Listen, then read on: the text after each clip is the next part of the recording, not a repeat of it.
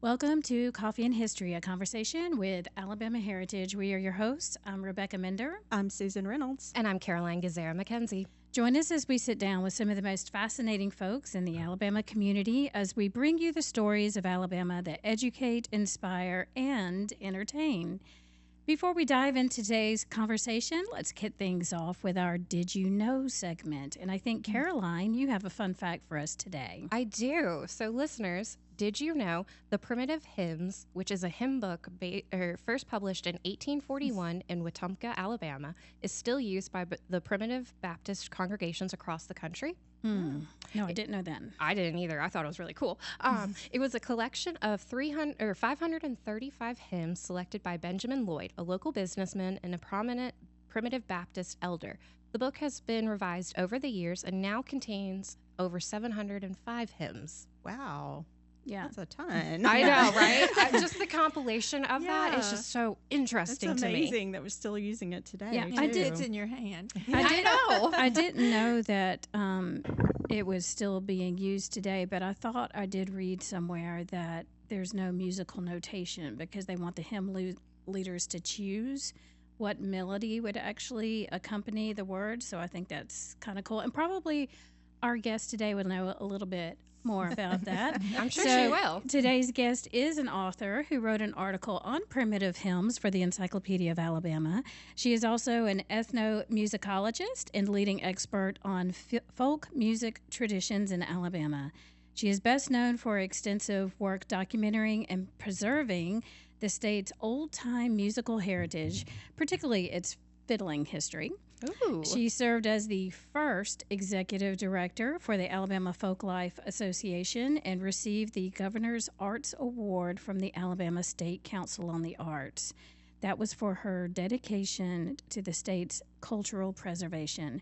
She's also written several books and produced several CDs of traditional music, and she's written for Alabama Heritage Magazine. So please welcome to our show, Joyce Cauthen. Welcome. Joyce, it's so good to have you here today. Well, it's fun to be here. Well, I noticed that in our studio audience, and for those who are watching us on YouTube, we do have a studio audience on occasion. You brought your husband with you, Yes, and I I know did. that you guys, you and Jim, that you've actually performed together, and so in string bands, and I was kind of interested to see how you guys met and how you decided that you could actually perform together. Well, we met in Texas. I grew up in Texas, and I had gone to Purdue University and got my master's degree and had come back for just a party with friends in Fort Worth, Texas. And I just met him at that party. And then I moved someplace else, and he moved to Birmingham. But we met up, and I came back to Texas to work in Dallas and met him someplace. And we just hit it off. And we eventually got married. And neither one of us played. He plays fiddle now, but Right. he didn't play then. And I had played flute a long time, and then I started playing recorder.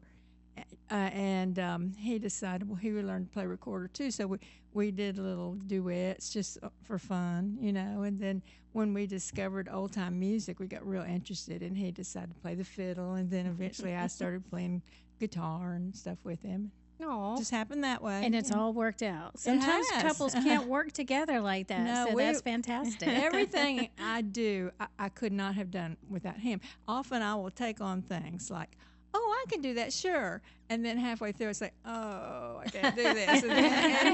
And he'll take it over. That's a good thing to have an ideas person and an action person. Yeah, We and I do. heard We really do. today that you guys are actually going to be giving a presentation at OLLI at UA, which That's is right. the Osher Lifelong Learning Institute at the University of Alabama. And the rumor is that he's actually going to be performing at this. That's right. Event. We're So just that's going kinda to do. nice. We're just going to do 3 numbers. Nice. And Just 3. No Yeah. big deal. I told the Ollie people that it's a big extravaganza. You have to really stage it because like I'm talking, showing a slideshow, and playing music. It's Right. kind of like It's a big production. it is. It really is. But that's So- fantastic. I love that. But audiences are kindly except when we mess up. Right. Well, look, we mess up on this podcast all the time. All the time. It's fine. That's the best part. We keep it cash. Yeah. We admit our faults when we have them. Yeah, exactly. And I have Purdue connections too. Oh, I had really? a great uncle who taught English up there. So Oh, when was that? Who was it? John Warner. He taught a lot up I've heard there. that name before, but I'm not sure. Yeah, so you have written what is considered to be the definitive history of Alabama fiddling with fiddle and well-rosin bow, Probably the only one. Yes. which was published by the UA Press. And you also wrote an article for us, Alabama Heritage, that was the cover feature for issue 13. And that's exciting because that is early in the magazine's history. Right. That's awesome. So in your preface, you mentioned that it took about 5 years of research and 60 interviews to get through. And this was well before the internet and Zoom calls. So tell us about your experience of interviewing the families and just writing that. Well, I'm glad you brought that up, that it was before the internet, because it's so different now. This second book was so different. It was harder in some ways to write the second book with the internet, but in actually having like cell phones and things like that, Right. I would have given anything for those.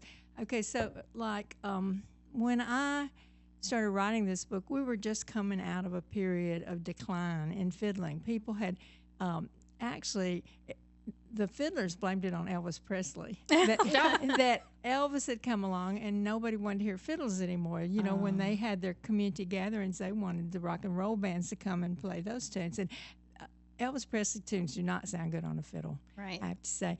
And so I can they only just imagine. kind of went into decline. So first I had to find these people, and that was kind of hard. It was just like word of mouth. You'd find about one fiddler, and you'd go ask about others. And so finally I found at least 60 of them that I could interview and all that kind of stuff. But without a cell phone and no GPS, and all these people lived way out down on like dirt roads and everything, and it was really hard for me to find their houses. And then once, if I was late, because I was lost, I couldn't really just call them Right. and say, "Oh, I'm going to be late. Wait for me." You know, I was always like, "Oh, are they going to go to Walmart and I'll get there and they won't be there?" You know, and so that was really hard. You know, Yeah. and then the real hard part was the very best kind of information you could get about fiddling came from newspaper articles about fiddlers conventions. There were several counties that had people who really cared about fiddling, who put on these huge fiddler contests that filled up the courthouse and everything.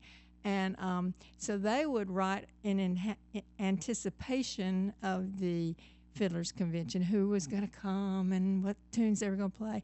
And then they would write afterwards, they'd write who won and what they played and what prizes. So you could get so much information from those.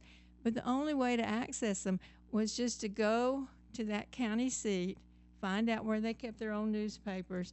And you remember the big old, I guess you still do them, those big old binders. Oh, yeah. Yep. And you'd sit there and I have one in my office. you just turn page by page. Right. Yep. Yeah. And some days you'd stay in the library all day and not find anything. And some days you would find more than you could copy in one day.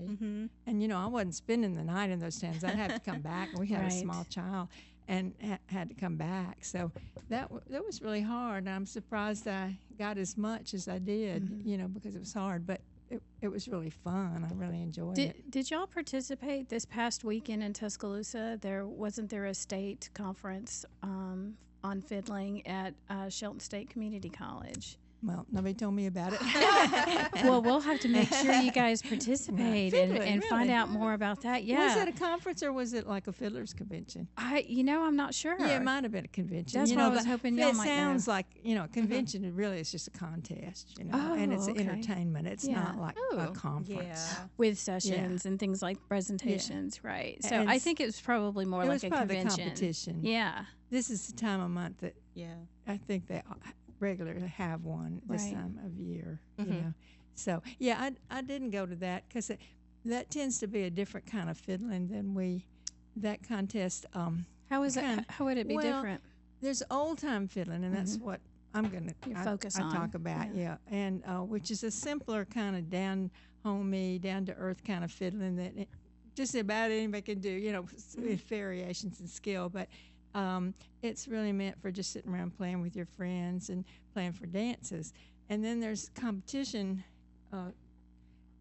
fiddling, which is very fancy, and you know, you're trying to outplay people, you know, and so you add variations, and that competition caters to those kind of people. So kind of like the song "The Devil Went Down to Georgia." yeah, sort of, Yeah. yeah, right. Okay. Seeing what you can do. Who sang that? Charlie Daniels. Charlie I think. Daniels. Yeah. That's it. Thank you so much. Yeah. Yeah. So I mean, because that's what I was thinking is that, you know, that's more for a current audience, you know, more pop Right. or Exactly. country Yeah. or something like that. So Well, I think that at those contests, they're serious contests, and they're incredible musicians. You know, I'm not knocking it. It's just not what we do.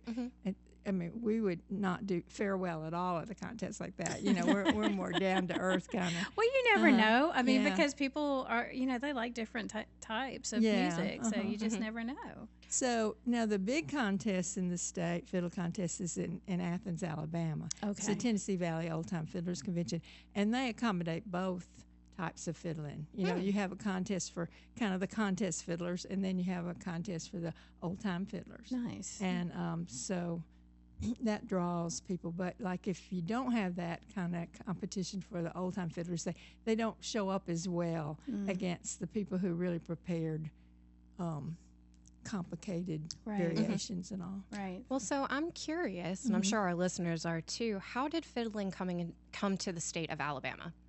Well, I think fiddling came to the colonies. I know the first fiddler that's documented was a man in Jamestown in 1619. Wow. Which is the same year, you know, that the first enslaved people came to colonies. And, you know, Africans had a big, long tradition of fiddling, but it was very different from ours. It was just, you know, a one-string fiddle, but it had a fiddle and a bow, and it played a lot of rhythm. Interesting. And West African countries had that kind of tradition. And so I think blacks were able to pick up fiddling easily with the violins, you know. Right. And so there was just a big mingling and a development of a Southern style of music with black and white fiddling. You know, the tunes were Irish, Scottish, English, you know, but then the syncopations and all were African, and it made this real unique kind of old-timey style, Southern old-time style. And so it came as people moved westward, the fiddle came with them, you know, and so it was very style. Some sort of style was really developed pretty well in 1813 when everybody started coming to Alabama and settling. Well, did people from that time period, were people, like when it came finally to Alabama, I don't see people going out buying cheap music. No. So, I mean, is this something that you just learned from your family members or neighbors, or how was that tradition kept going? There were books that came out of Scotland and Ireland that had tunes in them, but maybe some people could read them. And, well, in fact, the dance masters that would come and teach dancing to people on plantations, they had tunes they wanted to learn. And so if they had fiddlers on that plantation who could read that music, they could play them and make everybody happy. But most people learned from those people, you know, just by ear. Right. They listened to it and say, oh, I could play that. And they did, you know. And I would say 95% of all fiddlers, until recently, I guess, did not read music, or if they did, these tunes were not written down until just recently. It's just kind of like another way of oral storytelling. So, you know, you have these traditions of storytellers who, you know, I know what happened in my family, so I'm going to tell my children, and they're going to tell their grandchildren, that kind of thing, and it just keeps being passed down.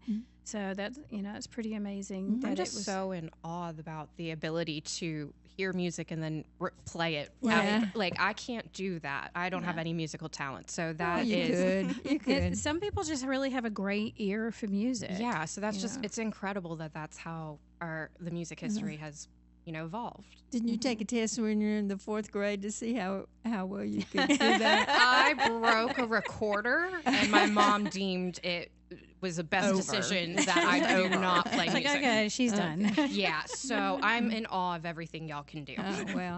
Well, people do. They still learn by ear, and now we have these things called computer things called slow downers, and you could take a recording that you of a fiddle tune you love, and slow it down, and then just play along with it till you've got it. Oh, that's helpful. Yeah. Wow. People do Okay. that. Thank goodness for technology. Yeah, really. I know. So you've talked a little bit about old time fiddling.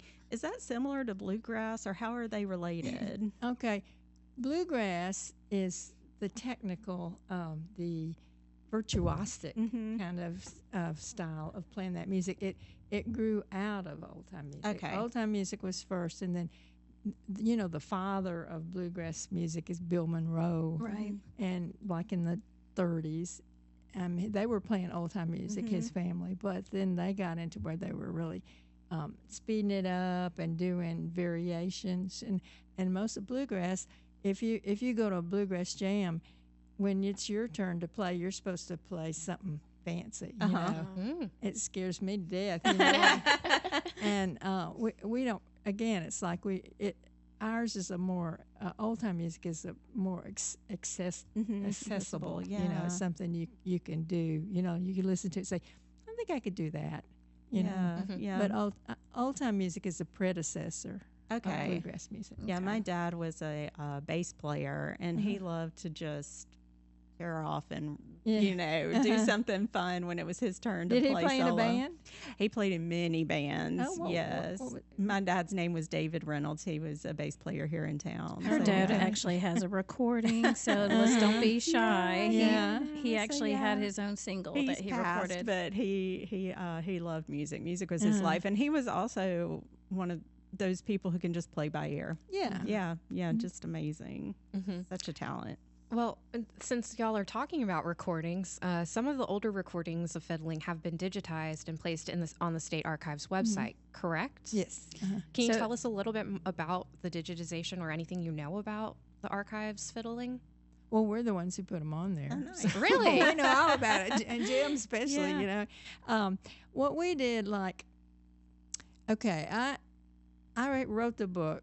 My first book with Fiddling Well, Rising Bow, which was published in 1989. Yeah, a long time ago.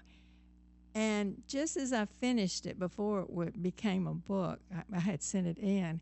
I saw an album, an LP of fiddle tunes of Missouri, and then all these fiddlers from Missouri playing their tunes.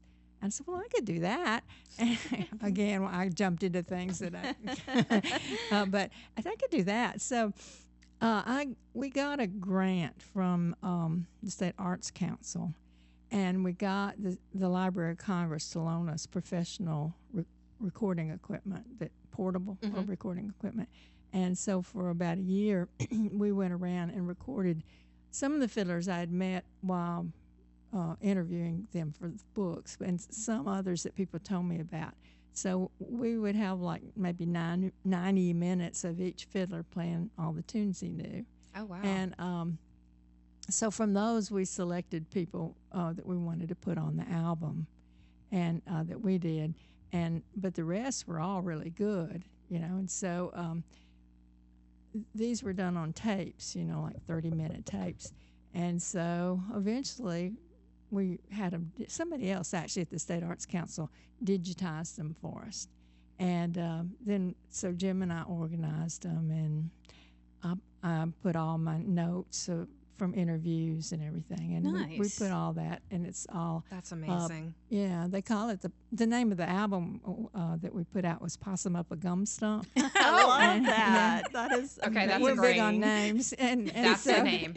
So they called it that, and the in the archives. You go to state, if you put Possum Up a Gum Stump, you'll come up. But anyway, best name ever. yeah. So all those fiddlers, and it's not well publicized, and I want to do more to publicize the fact that those are there, because people now, that would be their grandfathers, their great grandfathers, and they want to hear them. Yeah. But they don't know that you can hear an hour and a half of your great grandfather playing the fiddle. Right. So we just got to get that word out. Well, I mean, that's one of the things that Caroline's really good at is, she'll make some, once we publish this podcast, then we can do links that can go directly to everyone. We talk to the press. We do a lot of different things to but bring awareness. We'll post links to those Well, that would in the be archives. good. I want people and to that know would be about great. those. Oh, Of definitely. course. We also share have, with me anything you have that could go on social too. Yeah. We also have all the cassette recordings we made before this, when I was working on the book, and they're on the cheapest kind of recorder, inboard recorder, my inboard mic, and cheapest tapes for a while. I was getting the bargain tapes, and so, but they were really the coolest fiddlers, So Jim has been digitizing those, and we're going to try to figure out where we want to store those so everybody can hear those, because there's fantastic. some really good old things. By the time I made the professional recording, a lot of those people had stopped playing by that time. They were old when I recorded them. Right. So just a chance to get those out, when they were still playing, Well, now this summer, or right after this podcast airs, you will be releasing your next book called, and let me get this right, it's the Ballad of Fiddlin' Tom Freeman, Music, Moonshine, and Murder in Bug Tussle, Alabama. So for those who are wondering about Bug Tussle, Alabama, that's kind of north of Birmingham, between Jasper and Coleman, somewhere in that triangle there. And if you know where Smith Lake is, it's yes, part of a lot of Fiddlin' Tom's stomping grounds are underwater now from Smith Lake. Oh, okay. Really? Yeah. And so you did this book with Robin Sterling. And my question is, how did you come across this and his writings, and how did you decide that Tom Freeman definitely need to be a book? Okay, good question. So Thanks. When I was doing the interviews for the first book, I kept hearing about Fiddlin' Tom Freeman. And so somebody told me how to get in touch with his granddaughter. Oh. I do not remember who it was, but I so much appreciate it. And so she helped me set up interviews with Fiddlin' Tom Freeman's son, oldest son. And she also showed me a manuscript he had written himself. And he had started in 1941. And it goes, I don't know when he stopped writing it, but he died in 1952, but he didn't really finish it. But it's in pencil on a little school tablet, and it's 190 pages of the and you could read his handwriting. Well, I could. It was a puzzle. Some of it was hard to read. Mainly his. Did you want me to talk about what condition it was in? Sure. Well, it was very neatly, well preserved. I think when he finished it, they just put it in a drawer and nobody ever saw it. He really planned to publish it, but somehow he didn't. But anyway, it was in handwriting that was a little hard to read, but it was pretty nice, I think, actually. But he didn't know how to punctuate. And so he knew there should be periods, but he just stuck them every place. But they didn't necessarily go at the ends of the sentences. Right. Hardly any of them did. So the 190 pages of one sentence that goes from the Civil War to FDR. Oh, my goodness. And he would just put little transitions like, well, going back to the Civil War days, he'd be talking about something else and just switch to some other thing. And his spelling, I loved his spelling. Most of it was not correct, but it was phonetic. Right. You could really understand most of the time what he was talking about, unless he just mangled it so badly, So I had to puzzle over those, and I didn't know how to really use this because, you couldn't just put it, normally you would put the manuscript and at the side you would put what he explained it to the side. But Right. because it zigzagged all over. So anyway, I just ended up doing lots of quotes from him and then explaining them, Well, in other words, or to translate or something like that. So, how long did it take you to go through that and then work through that process? Because it sounds like it was a lot of effort to try to, just manage what he was trying to say. So, it seems like it probably would have taken a while to. Oh, it took years. I mean, it was up until I just finished the book. Some of it, I'd say, oh, that's what he meant. There, Oh, But I would get people to read it who grew up with him and knew him, and they had trouble too, But I don't know. It just started all making sense to me after a while, Now I have to ask the question because I just have to. Is it fiddlin' or fiddling with ing? Well, I always do fiddling, Okay. but some people don't, and but I think most of the words we have ing on, we don't say them. Yes. So why fiddling? Why do you say fiddling? When everybody says fiddling, why spell it that way? You wouldn't say parking. I'm parking in the driveway now. And put apostrophe on it. I always drop the G. I always say fiddling. Yeah, I say you can say it. I say Yeah. fiddling, but I also say Mississippi. So instead of Yeah. Mississippi, I say Mississippi. So Yeah. it Right. depends on what part of the country you're from. Yeah, definitely. Right. And as the resident out-of-stater, basically, I always ask the silly questions about No, pronunciation. they're not silly questions. They're But great questions. Yeah, It's one of no. those it's the Ballad of Fiddling Tom Freeman. So how did he pronounce fiddling? Did he those are just the things I think about. I'm sorry. Right. Yeah. Well, I think a lot of people say fiddling, but Yeah. but all the way through the book, I just don't believe in highlighting little things. Like I read something in the paper today, some scholar, and he said gonna. And they wrote Ghana. I Right. don't think they should have No, done that's that. not- I agree. If If it's a direct quote, maybe, but no, you need to spell if he that was out. emphasizing Yes. it, maybe. Yes. But Or if you're writing dialogue, of course. but Right. that's Yeah. it. If it's a quote, yeah. Yeah. yeah, That's funny. Well, I tried to write it where people could read it, but not emphasize Sure. and not linger over mistakes. Yeah, just yeah. correct them and go ahead and Yeah. you That makes sense. Just Makes it tried to- easier for the reader too. So But I was real careful to try to preserve his voice, even though I was correcting his spelling Right. and some It's of his okay. grammar. definitely, Mhm. definitely. I do love the subtitle of that book though. Well, that came from Yeah. Helen Sturgeon, who gave me. She says, "I think you should name it this." Yeah. And she just had the murder moonshine, Yeah. and music moonshine and murder. Mhm. And she explained why she thought it should be that way and in that Yeah. order. But I felt like for an academic book, you Right, needed you your need a little little bit more. subtitle and all that, so we made it a subtitle. That's really cute. I like Mhm. that. And do you mind giving us a sample of what Tom's writing was like? Did I bring it? You want me to read something? Sure. that Yeah, we be would great. love to learn something. Okay, see if it comes up here. I thought about this on the way here, so that's why it's on my phone.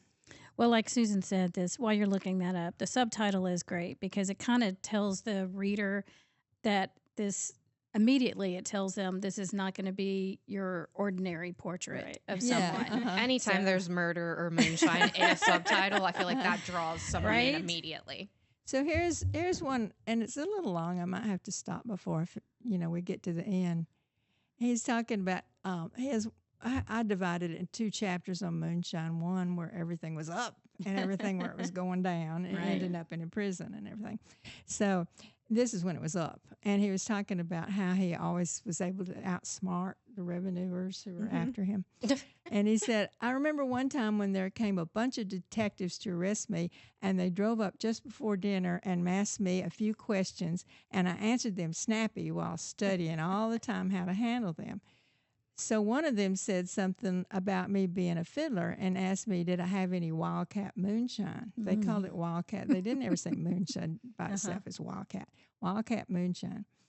So that gave me a break, and I said, yes, I'm one of the best old-time fiddlers you ever heard pull a bow, and also I have a girl that's a knockout in dancing.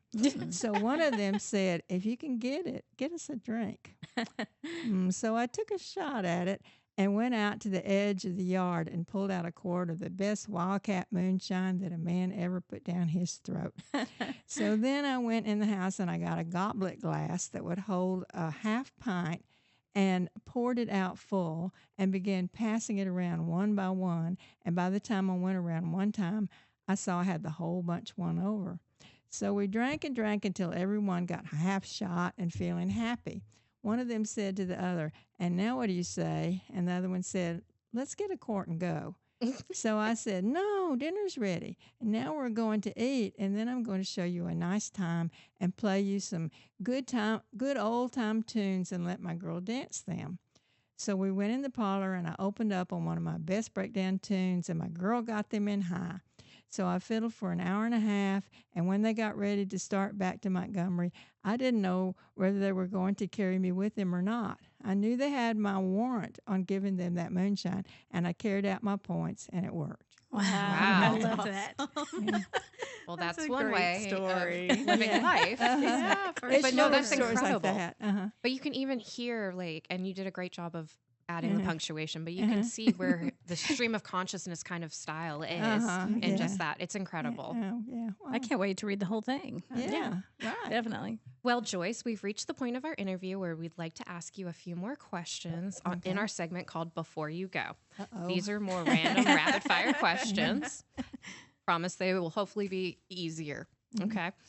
So my question is, are you an early bird or night owl? Early bird, I'd say. Okay. Nice. Who is someone that you admire?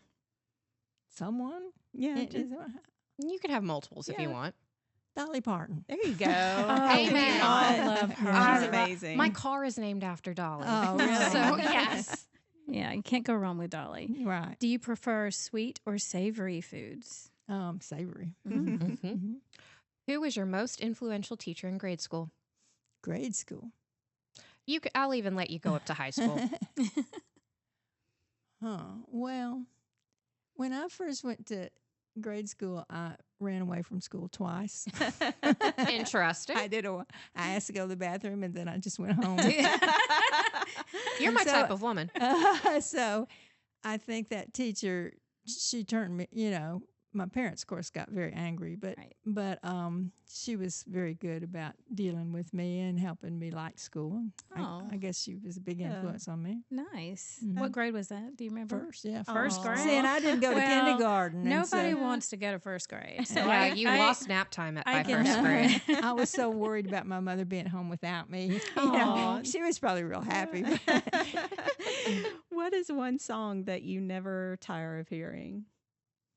Oh dear. There's so many of Yeah. them. Just What one? song? It could be Yeah. multiples, possibly. Well, I love John Prine tunes, and so Oh, just about yes. any of his, Mhm. like Sam Stone or something like that. Okay. Really Nice. great. Or how about Angel from Montgomery? There That's you a good go. one. I dig it. Good Mhm. choice. All right, so this is our last question. Have you ever written a song for someone? Well, we do that, but we just take a song that exists and changes it, kind of like parodies. Okay. So, like, So like Weird Al Yankovic. yeah, it's that kind of thing, like if somebody's having, well, we were asked to do a toast at Uh-huh. rehearsal dinner, and so we made up a song about the couple. Oh, that's and so stuff like that. fun. That's really sweet. I love that. Well, that's fantastic. Mhm. Well, Joyce, thank you so much. We have really enjoyed our time with you today, and I hope you will come back and visit us sometime. And we can't wait to read your book when it comes good. out. I hope you like You it. know, so it should be coming out right after this episode airs. That should be fun. So we want to thank our guest, Joyce Cauthen, for being our guest on Coffee and History, a conversation with Alabama heritage. You can find our podcast wherever you listen and watch us on our YouTube channel. Be sure to follow us, like us, give us a rating or a comment. And don't forget that if you want to subscribe to our print magazine, just log on to alabamaheritage.com. Until next time, thanks for listening. But first, I think I need more coffee. Bye, everybody. Bye. Bye.